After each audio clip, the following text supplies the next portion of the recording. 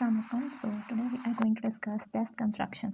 तो psychological testing and assessment में ये एक इंतहाई इंपॉर्टेंट एस्पेक्ट है या कॉन्सेप्ट है जिसके थ्रू हमें पता लगता है कि हमने कोई भी क्वेश्चन आयर को जनरेट कैसे करना है, हमने कैसे कोई भी साइकोलॉजिकल टेस्ट को बनाना, कैसे उसको कंस्ट्रक्ट कैसे करना है। ठीक, तो इसके अंदर हम साइकोलॉजिकल टेस्टिंग और इससे रिलेटेड कॉन्सेप्ट्स पढ़ेंगे। बेसिकली कौन कौन से टॉपिक्स को हम आज कवर करेंगे वो है टेस्ट कॉन्सेप्चुअलाइजेशन, राइट। इसके बाद हमारे पास आ जाएगा टेस्ट कंस्ट्रक्शन, आपने उनको बनाना कैसे है, कौन कौन से स्केल्स और सब स्केल्स इसके अंदर ऐड होंगे, आपकी आइटम के एनालिसिस कैसे होंगे, आप कैसे उनको स्कोर करोगे, आइटम डिस्क्रिमिनेशन क्या चीज़ है, आपका जो टेस्ट आप बना रहे हैं उसकी रिलायबिलिटी और वैलिडिटी होना इंतहाई इंपॉर्टेंट है। Then we have come to test revision and documentation. So first topic is test conceptualization. ये होता क्या है, ये सबसे पहला प्रोसीजर होता है जिसके अंदर जो टेस्ट कंस्ट्रक्टर है, टेस्ट बनाने वाला है, जो आपका रिसर्चर है, वो बेसिकली सेल्फ टॉक करता है, वो उन थॉट्स को ट्रेस कर रहा है जिसके थ्रू वो जानना चाहता है कि what he suppose to study. ठीक, वो कौन सा कंस्ट्रक्ट, कौन सा साइकोलॉजिकल वेरिएबल है जिसको लेके टेस्ट बनाना चाहता है, और उस कंस्ट्रक्ट के पीछे कौन सी थ्योरी है जिसको वो यूज़ करेगा। नेक्स्ट स्टेप क्या होता है कि आप कौन सा एट्रीब्यूट मेजर कर रहे हो, आप उसका ऑब्जेक्टिव देते हो, क्लियर मकासद बताते हैं, आप बताते हैं कि किस तरीके से आपका ये कंस्ट्रक्ट मेजरेबल है और आप उसके कौन से पर्सपेक्टिव को लेकर चल रहे हैं, जिसको हम ऑपरेशनल डेफिनेशन कह रहे होते हैं। ठीक, कि मतलब आपकी रिसर्च, आपकी स्टडी में उसका कौन सा एस्पेक्ट है जिसकी फंक्शन बताया जाएगा। ठीक, आइदर बिहेवियरल और सब वो होगा उसका एस्पेक्ट, आइदर उसका बायोलॉजिकल एस्पेक्ट होगा। ठीक, तो हम इसके अंदर अपनी स्टडी में ऑपरेशन बताते हैं उस कंस्ट्रक्ट का, यानी ऑपरेशनली उसको डिफाइन करते हैं। एक और हमारे पास ये इंपॉर्टेंट एस्पेक्ट होता है कॉन्सेप्चुलाइज करने में टेस्ट के, आप प्रीवियस नॉलेज को भी देखें, आप लिटरेचर को भी रिव्यू करें, आप पहले से देखें कि कौन कौन से टेस्ट या कौन कौन से रिलेटेड एस्पेक्ट्स उस पर काम हुआ है, कौन कौन सी थ्योरीज उससे रिलेटेड जनरेट हुई हैं।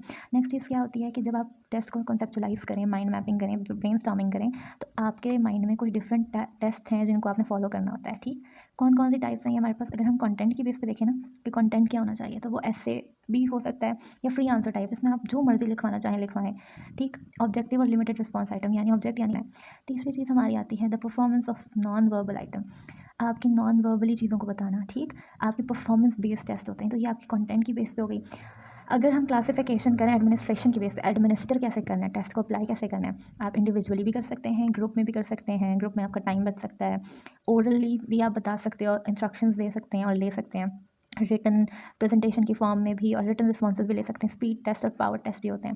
स्पीड टेस्ट और पावर टेस्ट ये वो वाले टेस्ट होते हैं जिसके अंदर स्पीड मतलब आपको एक स्पेसिफिक टाइम दे दिया जाता है कि आपने वो एक स्पेसिफिक टाइम के अंदर अंदर ख़त्म करना है। पावर टेस्ट बेसिकली आपकी परफॉर्मेंस को देख रहे होते हैं, राइट। फिर हमारे पास आ जाता है classification according to the scoring. अब आपकी स्कोरिंग भी क्वालिटेटिवली भी होगी और मशीन स्कोर्ड भी होंगे। क्वालिटेटिव मतलब ये एक रिसर्चर, एक साइकोलॉजिस्ट की स्किल्स पे जाएगा कि वो कैसे अपनी स्किल्स को यूज़ करते हुए स्कोरिंग करेगा, क्या क्या एनालिसिस जनरेट करेगा।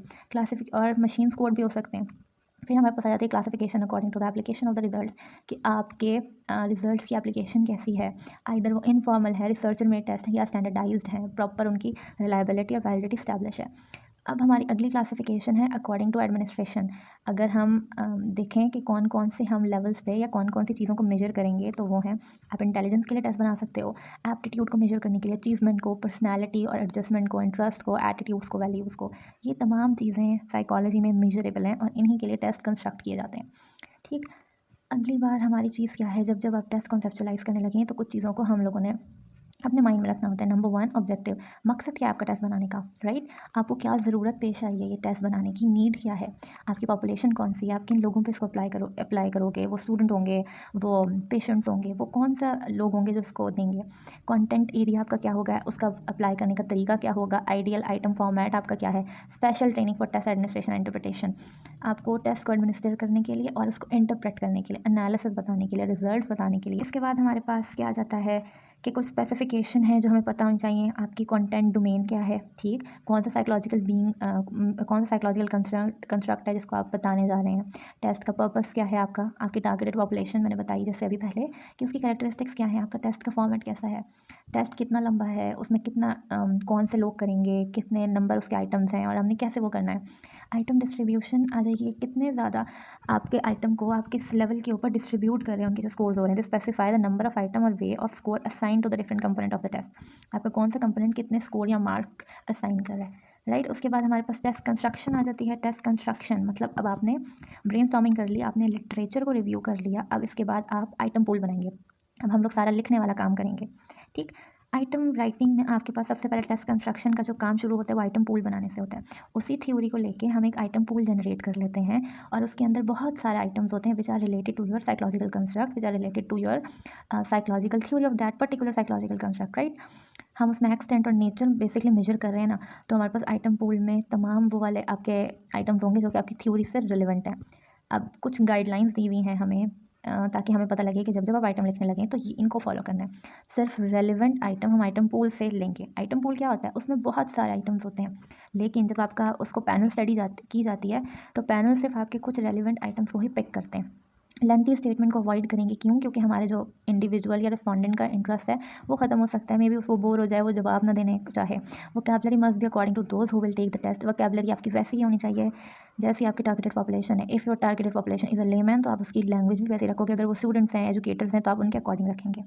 Double barrelled item should be avoided. ऐसा आइटम जिनको आपने दो जुमलों में कनेक्शन किया हुआ, मतलब वो डबल मीनिंग्स रखते हों, ऐसे दो बातें कर रहे हों, ठीक, उनको अवॉइड करना है। For example, I help females because I supported social events.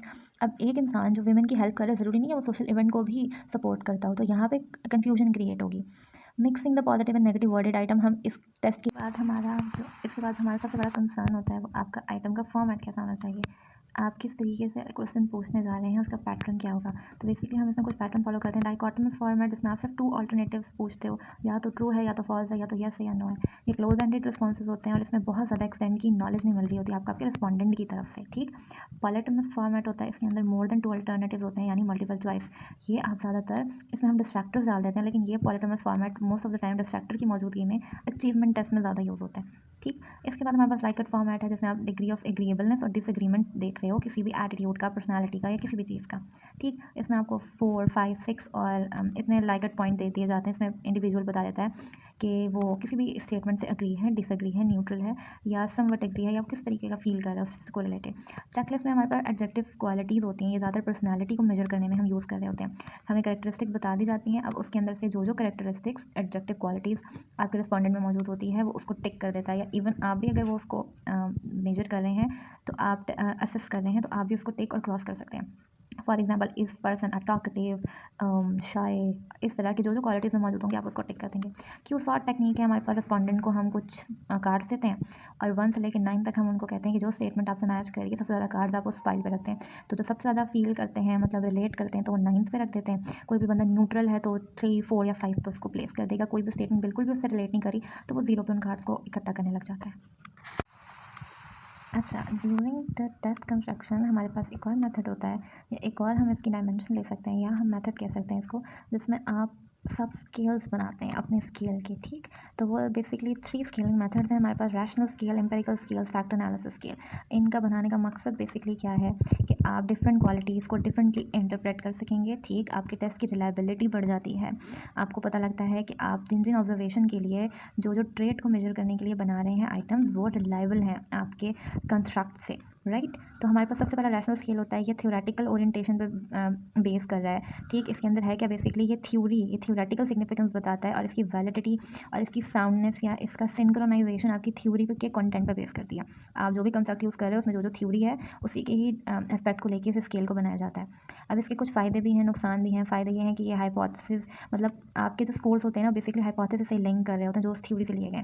Disadvantages क्या है? क्यों? क्योंकि ये थ्योरी पे टोटली रिलाई कर रहा है, तो मे बी ऐसा पॉसिबल है कि अगर थ्योरी ट्रांसपेरेंट नहीं है, ठीक नहीं है, तो ये भी गलत हो सकते हैं आपके। एम्पिरिकल स्केल्स वैलिडेशन के लिए यूज़ होते हैं, ठीक। इसके अंदर आप डिफरेंट ग्रुप्स को यूज़ करते हो इन स्केल्स पे ताकि आप डिफरेंट ग्रुप्स का कंपैरिजन कर सकें, राइट। तो ये आपकी ग्रुप लेवल पे भी मेजर कर रहे होते हैं आपके कंस्ट्रक्ट को, और सबसे बड़ी चीज़ जो आपका कंपैरिजन डन कर रहे होते हैं, आपकी वैलिडेशन प्रूव कर रहे होते हैं क्राइटेरिया की बेस पे, एक स्पेसिफिक क्राइटेरिया की बेस पे। फैक्टर एनालिसिस स्केल, आपके आइटम, हमारे जो आइटम होते हैं वो डिफरेंट फैक्टर्स पे काम करते हैं। अब उन तमाम फैक्टर का कोरिलेशन देखा जाता है। अगर को वो कोरिलेशन बड़ा स्ट्रांग है, यानी हमारी पूरी जो हमने टेस्ट कंस्ट्रक्ट किया उसकी जो डोमेन्स हैं वो आपस में मिलती हैं, ठीक, रिलेट कर रही हैं सारे फैक्टर्स, तो ये ऐसा जो स्केल होगा वो रिलायबल होगा ज़्यादा, ठीक। उसकी थ्योरेटिकल ओरिएंटेशन स्ट्रांग होगी, उसके जो तमाम फैक्टर्स हैं वो आपस में को रिलेट कर रहे होंगे, और जब कोई चीज़ इस तरह को रिलेट करती है तो उसकी साइकोमेट्रिक प्रॉपर्टीज़ बढ़ जाती हैं। नेक्स्ट हमारे पास चीज़ है item scoring and item analysis. आपने स्कोरिंग कैसे करनी है? स्कोरिंग हमारे पास बेसिकली 2 तरीक़ों से हो सकती है। एक तो आप उनको ऑर्डर या कैटेगरीज़ में कर दें, नहीं तो आप उनको कोई भी न्यूमेरिकल वैल्यू दे दें इंडिविजुअल के किसी भी रिस्पॉन्स को। आपने कैसे आइटम को स्कोर करना है? आपके पास जितने करेक्ट आंसर्स होंगे आप उनको 1 दे दोगे, जो इनकरेक्ट आंसर्स होंगे उनको आप 0 मार्क्स दे दोगे। इसी तरीके से अगर कोई आंसर करेक्टली रिस्पॉन्ड हुआ है तो आप इसको 1 कर दोगे, कोई इनकरेक्टली रिस्पॉन्ड हुआ है तो आप इसको 0 कर दोगे और एंड में आप कंप्यूट या सम अप कर देते हो। ठीक, तो आइटम टाइप बेसिकली उसकी ऑब्जेक्टिविटी से देखी जाती है, आपकी पर्सनल जजमेंट इसमें नहीं आते। ठीक, जब स्कोरिंग हो रही होती है स्पेशली जो आपके ऑब्जेक्टिव आइटम्स होते हैं इसके अंदर सिर्फ आप जनरली स्कोर्स को काउंट करते हैं। ठीक, guessing can be threat to select response item, आप गेस नहीं कर सकते, आप सही आइटम गेस नहीं कर सकते क्यों, क्योंकि इसमें बायसनेस आ जाती है। लेकिन अगर आपके पास सब्जेक्टिव टाइप या एसे टाइप है तो इसमें आपके पास ये फ्रीडम है किसी भी रिसर्चर या साइकोलॉजिस्ट के पास कि वो उसको इंटरप्रेट करें। तो ये जो ऐसे स्कोरिंग टाइप होते हैं इसमें तमाम सब्जेक्टिविटी इन्वॉल्व होती है, राइट। इसमें पढ़ने वाले पे चीज़ें डिपेंड कर रही होती हैं, जबकि ऑब्जेक्टिव टेस्ट में आपके पास सिंपल स्कोर्स होते हैं जो आपने सम अप करने होते हैं। आइटम एनालिसिस क्या है? टेस्ट कंस्ट्रक्शन में हमारे पास बहुत ज़्यादा आइटम्स होते हैं। अब आप हर आइटम को एनालाइज करते हैं और सेलेक्ट करते हैं कि कौन सा आइटम कौन सा स्पेसिफिक कैरेक्टरिस्टिक को उस साइकोलॉजिकल ट्रेट के या कंस्ट्रक्ट के मेजर कर रहा है, राइट। आइटम एनालिसिस बेसिकली एक जनरल टर्म है जिसके अंदर आप टेस्ट के आइटम को एवेलुएट कर रहे होते हो, देख रहे होते हो कि हर आइटम कौन कौन सा एस्पेक्ट को लेके चल रहा है। ठीक, उसकी साइकोमेट्रिक प्रॉपर्टीज़ भी इवन। आइटम को एवेलुएट कैसे किया जाता है? Quantitatively, qualitatively. क्वालिटेटिवली में हम उसका कॉन्टेंट देखेंगे, उसका फॉर्म कैसा है, वैलिडिटी कैसी है, दिखने में कैसा है, राइटिंग का प्रोसीजर कैसा है। Item analysis is very important क्यों? क्योंकि इसका पर्पस क्या है कि ये आपकी एफिशिएंसी को एनहांस करे ना। बेसिकली आपका जो आइटम आपने लिखा है आप उसको एनालाइज करोगे तो आपको पता लगेगा कि उसके कौन कौन से पार्ट हैं, और जब आपको चीज़ों में क्लैरिटी आती है तो आपके टेस्ट में क्लैरिटी आती है। आइटम डिफिकल्टी एक ऐसा एक्सटेंट है जिसके अंदर आप कॉम्प्लेक्सिटी देख रहे होते हैं बेसिकली कि एक आइटम या किस लेवल पे डिफिकल्ट लोगों को लगा। ये साइकोलॉजिकल टेस्ट में सबसे ज़्यादा अचीवमेंट या इंटेलिजेंस टेस्ट में यूज़ होती है आइटम डिफिकल्टी।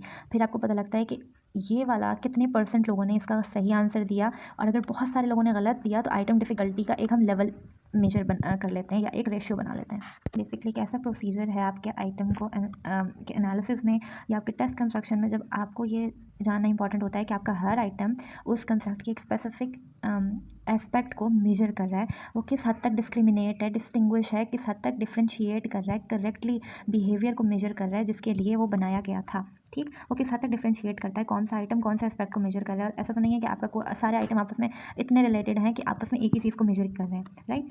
अच्छा, अब अगर हम टेस्ट की बात करें, if a test is given to a large number of people, बहुत ज़्यादा आपने लोगों को दिया हुआ है ना, फिर आप उनको कंपेयर कर लोगे कि लो स्कोर किसका है और हाई स्कोर किसका है, इससे आपको डिस्क्रिमिनेशन हो जाती है।